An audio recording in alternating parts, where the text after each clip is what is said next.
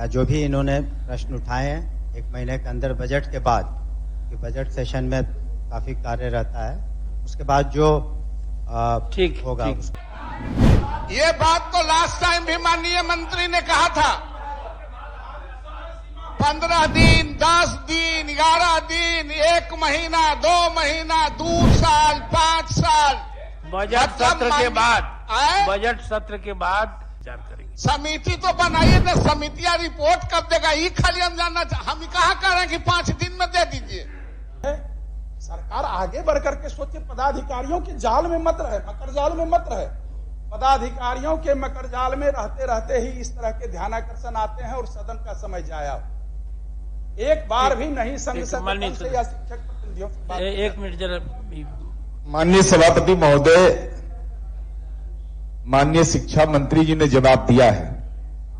राज्य सरकार ने 2005 के बाद नगर निकाय और पंचायती राज नियमावली के तहत शिक्षकों की नियुक्ति की, जिसको नियोजित शिक्षक कहा गया। सभापति महोदय, 11 महीना की नियुक्ति होती थी, 1800 रुपया पर होता था। राज्य सरकार में और माननीय मुख्यमंत्री जी की सदिच्छा के बदौलत 60 वर्ष तक का उनका सेवा विस्तार कर दिया गया।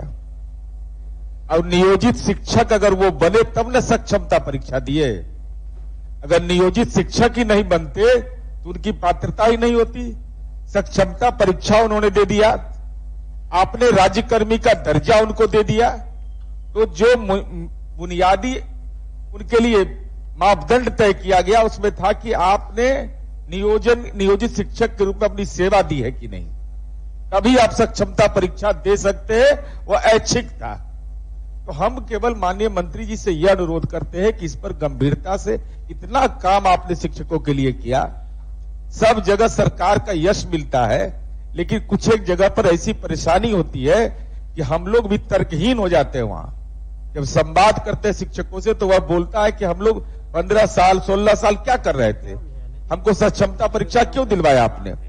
उदाहरण पेश करता है जो भी नवल बयान बताए कि विश्वविद्यालय सेवा आयोग में वित्त पोषित कॉलेज का। इसलिए सभापति महोदय, हम केवल अनुरोध कर रहे हैं इस पर माननीय मंत्री जी गंभीरता से विचार करें। दूसरी सेवाओं में हम लोगों के विधान परिषद में भी है कि दूसरी जगह जो सेवा किए हुए हैं उसको जोड़ करके उसकी वरीयता ली जाती है। हर जगह होता है, तो ये शिक्षा विभाग में क्यों नहीं होता है? शिक्षा, हाँ ठीक है, बोलने दीजिए माननीय मंत्री को। अब एक पॉइंट बोलेगा, सब आदमी बोलिएगा आप लोग, तो फिर रोज 2 ही क्वेश्चन आएगा शिक्षा विभाग का। सारी बातें आ गई हैं, अब मुख्यमंत्री माननीय मंत्री जी को बोलने दीजिए।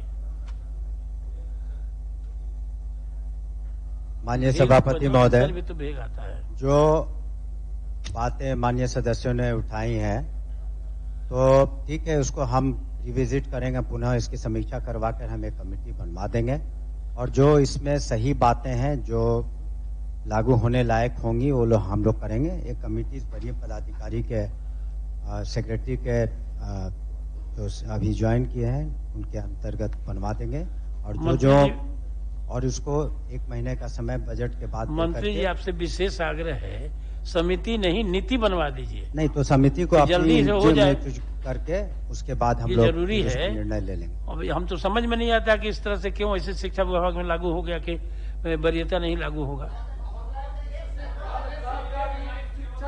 इससे महोदय, सत्र में माननीय मंत्री ने सेवा निरंतरता एक आदमी बोलेंगे तो होगा, सब आदमी बोलेंगे तो कुछ आएगा नहीं।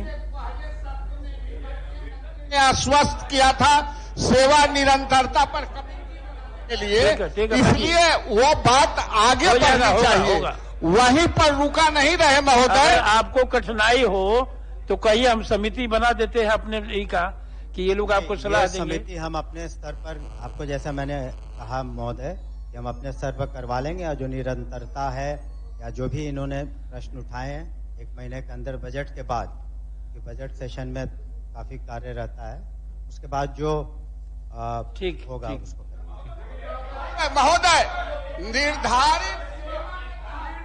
ये बात तो लास्ट टाइम भी माननीय मंत्री ने कहा था, 15 दिन, 10 दिन, 11 दिन, 1 महीना, 2 महीना, साल 5 साल बजट मतलब सत्र के बाद, आए? बजट सत्र के बाद, चूंकि अभी बजट में व्यस्त रहते हैं लोग, जी। उसके बाद इस पर समिति बना के अपना विचार करेंगे। समिति तो बनाइए ना, समितियां रिपोर्ट कब देगा ये खाली हम जानना हम कहा कह रहे हैं कि 5 दिन में दे दीजिए। अप्रैल के लास्ट तक दे देंगे, हैं? अप्रैल के लास्ट तक आग्रह है। ठीक है और महोदय, वैसे समिति आसन का निर्णय सर्वोपरि है और उसको ये सलाम निर्णय करते हैं। नहीं, आग्रह है कि हो जाएगा, निर्णय ठीक नहीं। है महोदय, की जरूरत ही नहीं है चलिए, महोदय, यह वित्त विभाग अब का 10 एक पत्र प्रोफेसर है, संजय कुमार माननीय से हो मंत्री गया। को उपलब्ध करा श्री देते हैं। तरुण कुमार। और वित्त विभाग ने श्री तरुण जो एक कुमार। सर्कुलर दिया उसमें लिखा है कि सीमित प्रतियोगिता परीक्षा द्वारा एक सेवा से दूसरी माननीय सेवा में सभापति जाने की महोदय। सेवा की निरंतरता बनी रहे। आप दूसरे का है, बैठा जाए।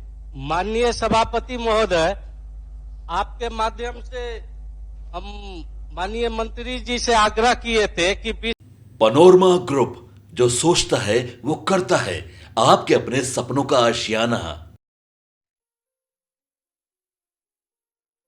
ये लो मुंह मीठा करो, आज मैंने अपना जॉब छोड़ दिया, अब हम पूर्णिया वापस जाएंगे। जॉब छोड़ दिया है? मतलब ये घर कैसे चलेगा, हम करेंगे क्या, और माँ बाबूजी क्या बोलेंगे? इसलिए मैं एक और मिठाई का डब्बा लाया, अपने बिजनेस के लिए लोन अप्रूव हो गया। अरे लोन अप्रूव हो गया वो तो ठीक है, लेकिन पूर्णिया में हम रहेंगे कहाँ? अपना घर भी तो नहीं है वहाँ। इसलिए तो एक और मिठाई का डब्बा अलग से लाया हूँ। हमने पूर्णिया में घर ले लिया है, पूर्णिया के ई होम्स पैनोरमा में। पूर्णिया में पैनोरमा ग्रुप लेकर आए हैं ई होम्स पैनोरमा। बड़ा घर, आलीशान जिंदगी और अत्याधुनिक सुविधाओं के संग। अरे अरे, अब क्यों मुंह मीठा करवा रही हो? क्योंकि हम घर वापसी जो कर रहे हैं। घर वापसी की खुशी पूर्णिया में ई होम्स पैनोरमा के संग। E homes panorama, luxurious lifestyle redefined.